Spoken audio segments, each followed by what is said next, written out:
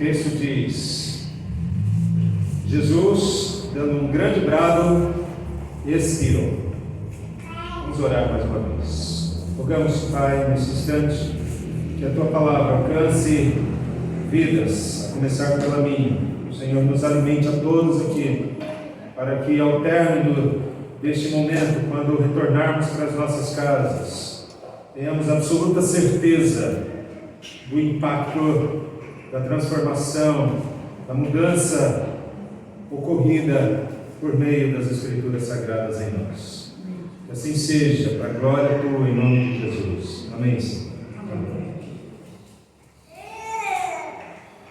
Disse semana passada e repito, palavras que saem dos nossos lábios podem ser bênção ou pode ser maldição.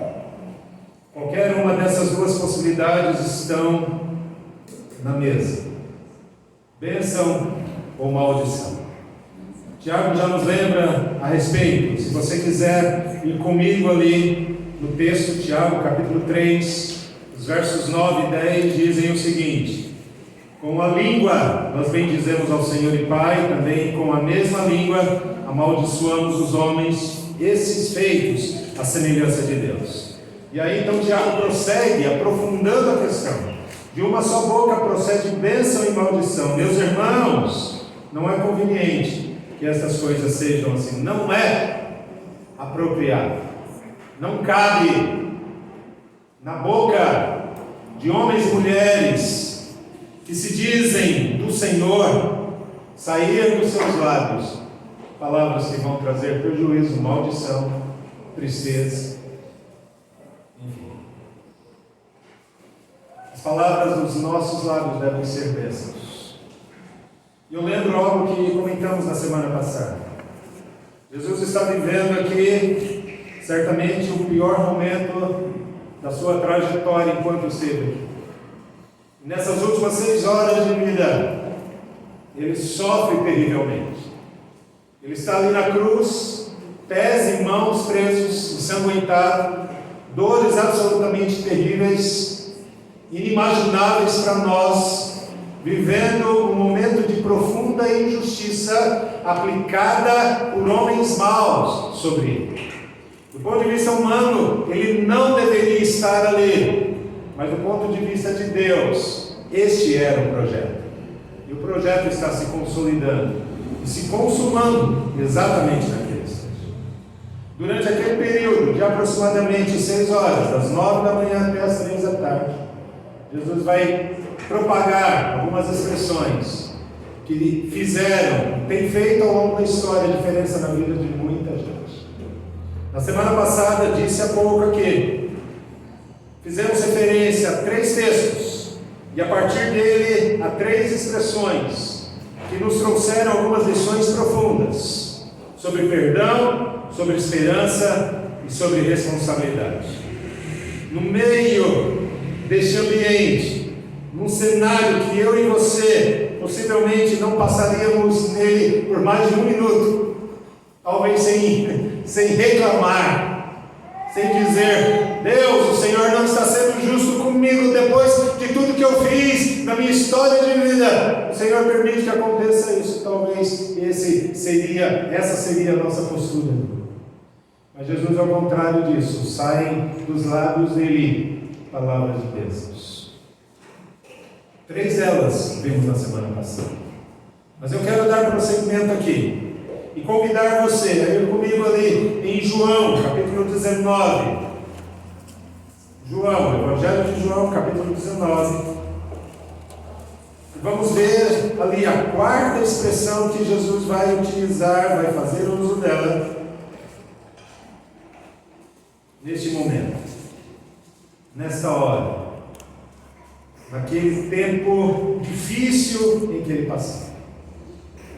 Versículo 28 diz o seguinte: vendo Jesus que tudo já estava consumado para se cumprir a Escritura, ele diz o seguinte: eu tenho sede. Meus irmãos, quando eu e você acordamos, normalmente de manhã, na parte da manhã, não demora muito, nós nós vamos até um certo local, tomamos água. Por que precisamos daquilo? Porque nós temos necessidade, a carência daquilo.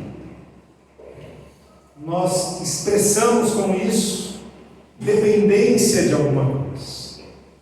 O dia não vai ser o mesmo se não fizermos esse exercício de tomar aquela água ali. Veja, o que Jesus está fazendo é exatamente isso. Ele está demonstrando aqui a sua humanidade. Homens humanos precisam de alguma coisa para continuarem a viver. São completamente dependentes de algo externo aí. Jesus está mostrando aqui humanidade. E essa é a primeira palavra que eu queria e desejo que você guarde: humanidade. Jesus, com esta ação e com essa expressão, ele está dizendo: humanos precisam de algo além disso. Veja, Jesus é a fonte de água da vida. Ele mesmo diz isso. Mas ao mesmo tempo ele está dizendo: eu tenho sede. Ora, a sede aqui, como eu disse, insisto, é humana. Portanto, o que nós estamos vendo aqui é um homem, meus irmãos, de carne e osso, sendo gente como nós, com carências absolutamente básicas, com necessidades que precisam ser supridas. Olhe para mim, eu e você, todos os dias, sem exceção, hoje não foi diferente. Nós precisamos respirar. E nós precisamos, portanto, de algo que está fora de nós, um negócio chamado oxigênio. E se não existir isso, se faltar isso, nós morremos. Nós nos alimentamos em algum momento desse dia. E se não fosse assim, nós estaríamos em maus lençóis essa hora. Nós dormimos sob um teto. E se não fosse isso, também nós estaríamos em maus lençóis. Nós precisamos de algo externo para o nosso conforto, para a nossa felicidade, para que haja paz, para que haja um mínimo de tranquilidade na nossa vida. O que Jesus está revelando aqui, meus irmãos, é precisamente a fragilidade humana, a limitação natural que qualquer pessoa tem. E eu queria que eu e você guardássemos isso de maneira definitiva. Homens são fracos, homens são dependentes, homens são limitados. Seres humanos são assim. O mundo que nós estamos inseridos tem um pensamento completamente oposto a isso. Talvez você conheça gente que expressa o que eu vou colocar aqui, se não, quando nós mesmos, ainda que de maneira talvez inconsciente, tocamos nisso, tangenciamos pensamentos como esse. Do tipo: eu não preciso de ninguém para fazer isso ou aquilo. Eu não tenho necessidades, ou todas as necessidades eu consigo supri-las por mim mesmo. Eu sou invencível. Eu tenho força comigo mesmo para conseguir aquilo que é necessário. Não preciso de absolutamente ninguém. Agora, as Escrituras Sagradas mostram, a partir dessa frase, uma fragilidade básica. Eu tenho sede. Deus é aquele que pode suprir todas as nossas necessidades, meus irmãos. Todas elas sem exceção. O que Jesus, portanto, está mostrando aqui é uma fragilidade natural que revela o quanto nós precisamos de Deus, do ponto de vista humano. Então a pergunta que se levanta agora, inevitavelmente, é essa: qual tem sido a sua maior necessidade? Onde está a sua principal fraqueza. Ela existe. E você sabe disso. Aonde em que momento existe, em que hora ela acontece a sua fraqueza, a sua limitação, a sua fragilidade. Onde é que você cai? Onde é que você tropeça? Onde é que você erra o tempo todo? Quais são as tentações que com facilidade você cai? O que é que você não consegue resistir e que efetivamente desagrada a Deus? Nós temos pensado aqui em santidade, em pureza de vida, em agradar o tempo todo ao Senhor, em obediência a Ele, em viver uma vida de oração. Hoje cedo nós falamos algo a respeito disso, de viver uma vida que agrade o Senhor, a ponto de não precisarmos ser corrigidos por Ele. Agora observe, meus irmãos, viver uma vida assim pressupõe a consciência da nossa fragilidade, das nossas limitações, das nossas incapacidades. E o quanto nós temos consciência disso, por favor, irmãos, é preciso absolutamente que nós compreendamos que somos extremamente pequenos diante daquilo que o diabo pode fazer, daquilo que o mundo pode fazer, do potencial que a nossa própria carne apresenta para nós. Nós precisamos de Deus, porque existem carências que só Ele pode suprir.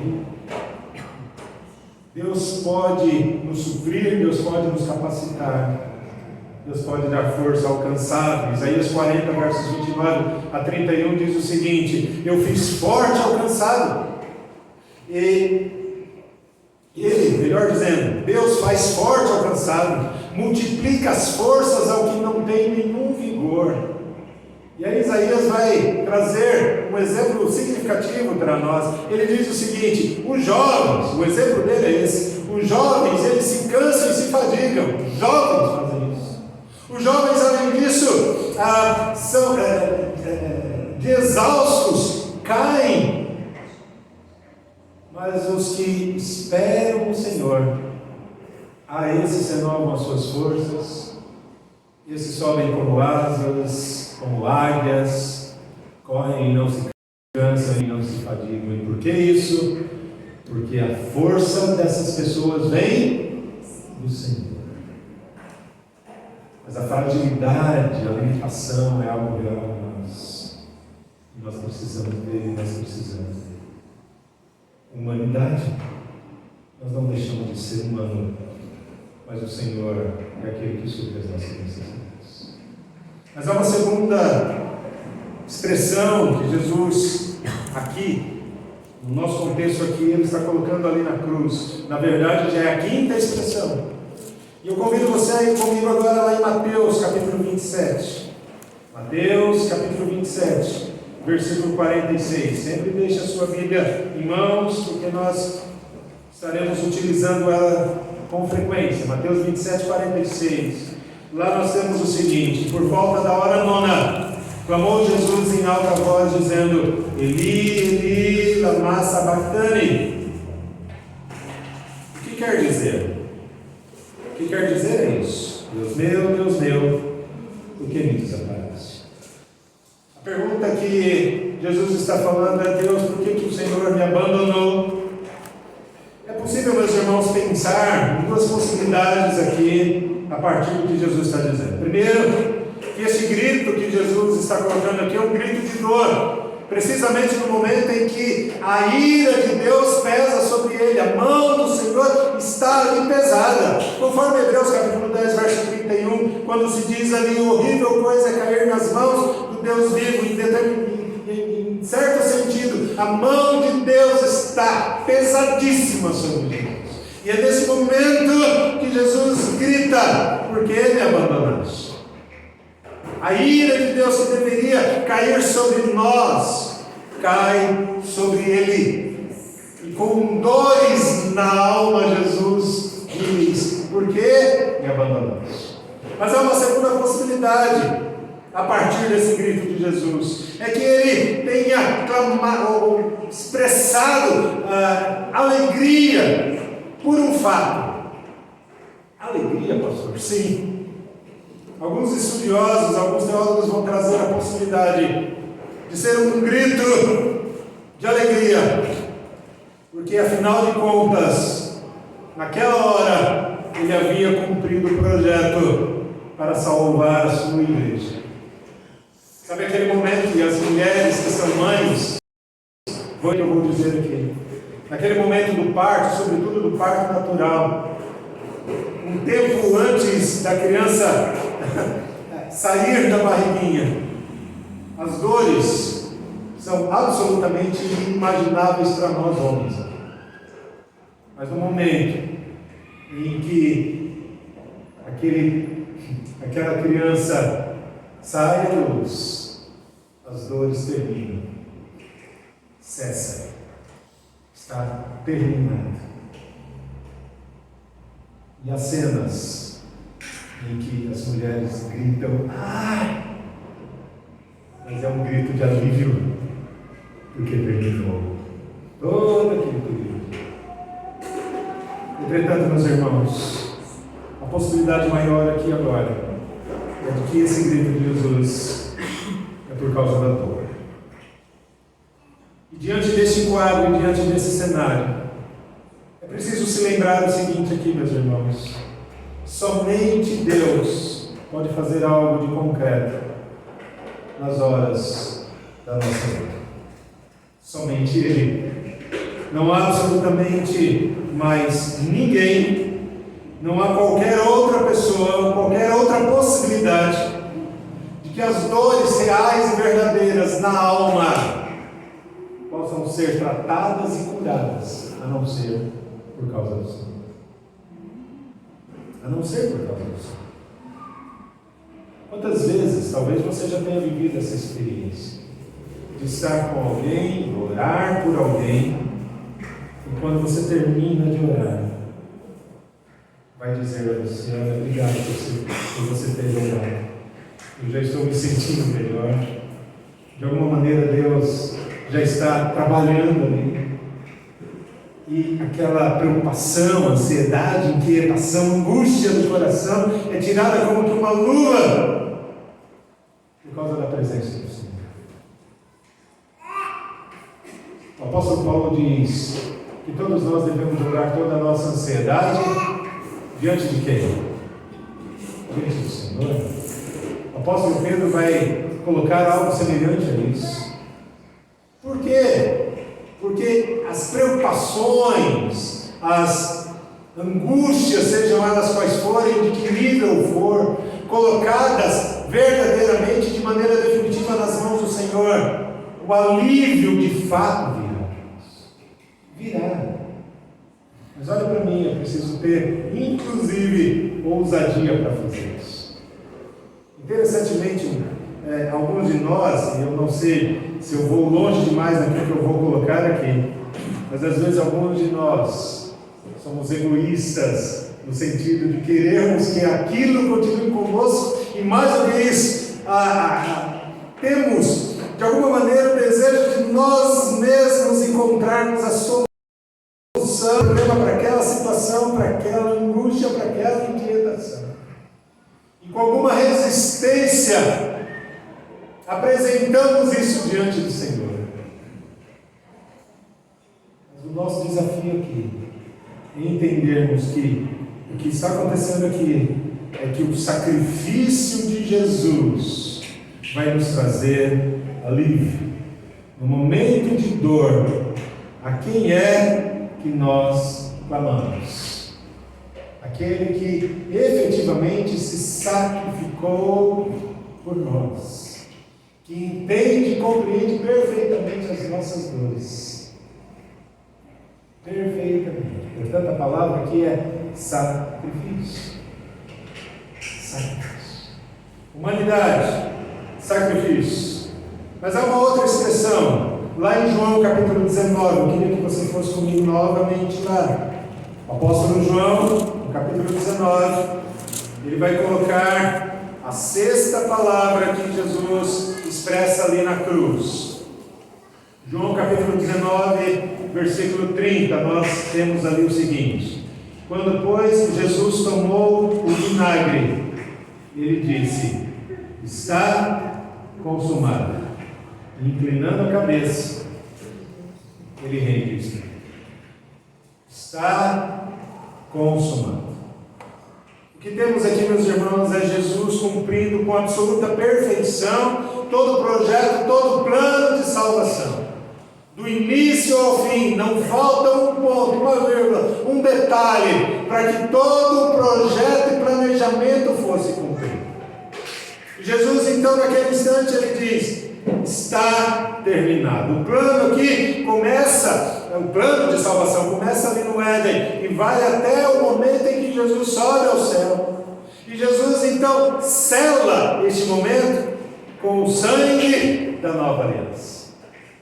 Veja, meus irmãos, esta palavra está consumada significa que a obra foi completa. A ideia aqui é de uma chancela, de um carimbo colocado ali para significar e dizer: olha, terminou. Terminou. Não há mais nada a ser feito. Nada, absolutamente.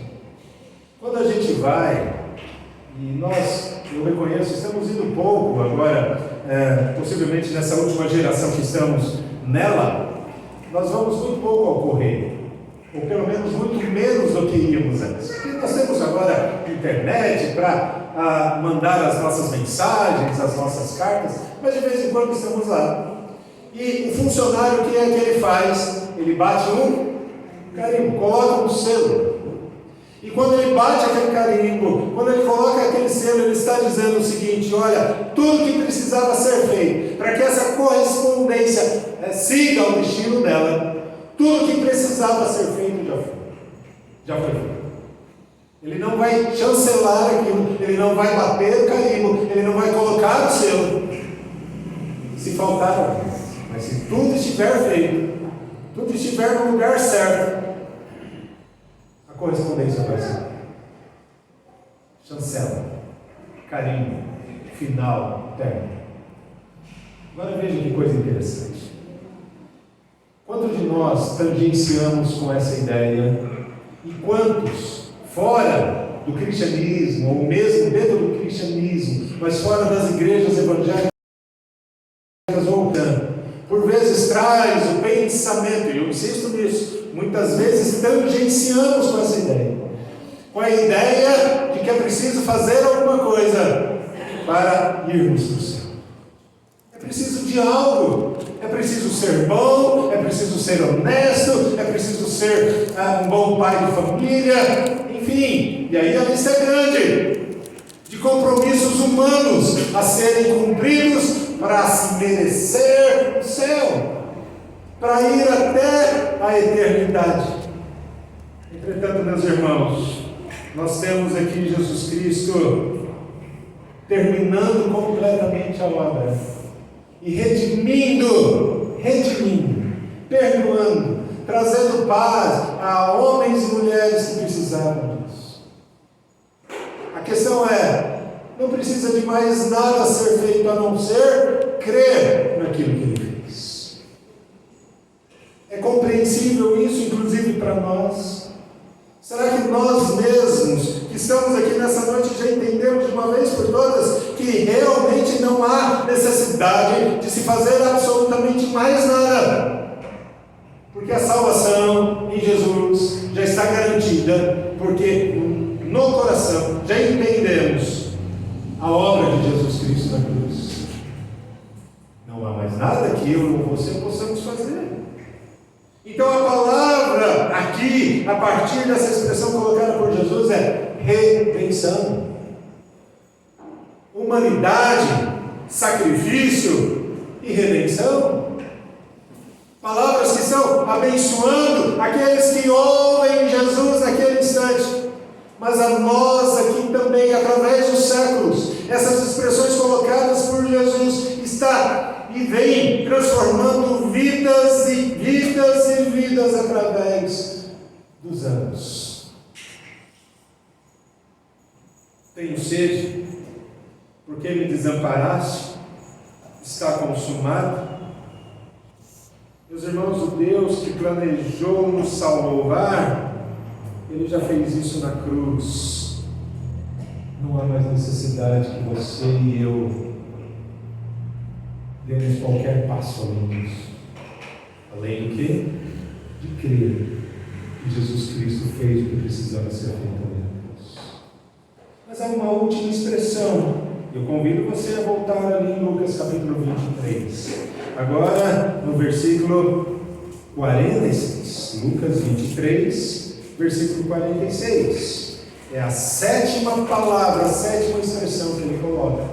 Considerando as 3 que vimos no domingo passado e essas 4 de hoje aqui. Jesus diz o seguinte lá em Lucas 23, 46. Jesus clamou em alta voz: Pai, nas tuas mãos eu entrego o meu espírito. E dito isto, ele expira, ele morre. Qual é a expressão que se destaca? Nas tuas mãos eu entrego o meu espírito. Qual é a palavra-chave para nós aqui? Entrega. Entrega. Em alta voz, Jesus então dá este grito: nas tuas mãos eu entrego o meu espírito. Jesus então ele morre e dá o seu último suspiro, o último fôlego de vida está nesse momento. Agora observe, meus irmãos, Jesus se entrega para que eu e você pudéssemos ter salvação. E aí nós temos uma questão interessante, meus irmãos, que a salvação é absolutamente gratuita, conforme já discorremos aqui nesses últimos minutos. É gratuita. Entretanto, é preciso que nós não esqueçamos do outro lado. É gratuita para nós, mas teve um alto custo para o Senhor. E qual foi o custo para Jesus? A sua própria vida. Morte. Para que você tivesse vida, ele precisou morrer. Para que você fosse salvo, ele precisou ficar na cruz. Para que você fosse para o céu, ele precisou morrer. Será que nós já paramos de novo, e de novo, de novo, para entendermos a seriedade disso, a gravidade disso? Conforme diz uma música que cantamos de vez em quando aqui na igreja, o que ele pagou foi alto preço, altíssimo preço. O cordeiro sem defeito foi sacrificado ali na cruz por mim e por você. E eu termino aqui, meus irmãos. Jesus não foi assassinado, não foi por uma ação externa, extra à vontade dele, sem que ele desejasse, no momento em que ele tenha sido pego de surpresa. De maneira alguma, eu e você já recorremos à nossa memória, aquilo que a Bíblia diz agora há pouco, para sermos lembrados que isso foi um projeto, um plano de Deus, traçado lá na eternidade. Portanto, ele não foi assassinado, a morte dele foi voluntária. Eu sei que eu não estou dizendo nenhuma novidade aqui, mas talvez a novidade seja o fato de que nós, a começar em mim, talvez nós esquecemos a profundidade, a seriedade disso. Quantos de nós saímos das nossas casas e participamos dos cultos sem compreender a profundidade e a extensão desse momento tão importante diante do Senhor, e nos esquecemos que estamos aqui por causa da cruz, e porque alguém morreu em nosso lugar. Caso isso não tivesse ocorrido, jamais um momento como esse estaria acontecendo. Jamais participaríamos da ceia. Não haveria emoção, não haveria choro, não haveria riso, não haveria a realidade histórica que eu e você vivemos hoje. Mas a cruz é uma realidade, a cruz é uma verdade que eu e você não podemos superá-la, e não podemos negligenciá-la. saciada. Na cruz, Jesus morre. E por causa da morte, por causa da entrega dele, voluntária, é que nós temos a eternidade nos céus garantida. Portanto, a consequência disso é que eu e você deveríamos ser gratos diariamente a Jesus Cristo, por Ele ter feito o que fez por nós. Por Ele ter feito o que fez por nós. Eu quero concluir as palavras de Jesus, meus irmãos, ali na cruz. Elas nos renovam e nos enchem de esperança. No início dessa mensagem, como eu fiz na semana passada, eu me reportei a Tiago. E ali em Tiago, nós somos lembrados que as palavras podem abençoar e podem amaldiçoar. De novo, Jesus ali na cruz, o que vai sair dos lábios dele são palavras que abençoam. São palavras que trazem vida. São palavras que trazem paz. São palavras que trazem sossego ao coração. São palavras que nos renovam. O que é que tem saído dos nossos lábios? São palavras de vida ou são palavras de morte? São palavras que vêm ou estão, ou que podem abençoar aqueles que estão em torno de você? Ou são palavras que têm machucado, ferido, estragado relacionamentos? São palavras que têm distanciado você do outro? São palavras que têm trazido prejuízo? São palavras que trazem maldição? Ou são palavras de bênção? Que dos seus lábios, meus irmãos e irmãs, que dos nossos lábios, meus irmãos e irmãs, saiam sempre palavras de esperança. Palavras que vão gerar vida, palavras que vão produzir justiça, palavras que vão trazer paz.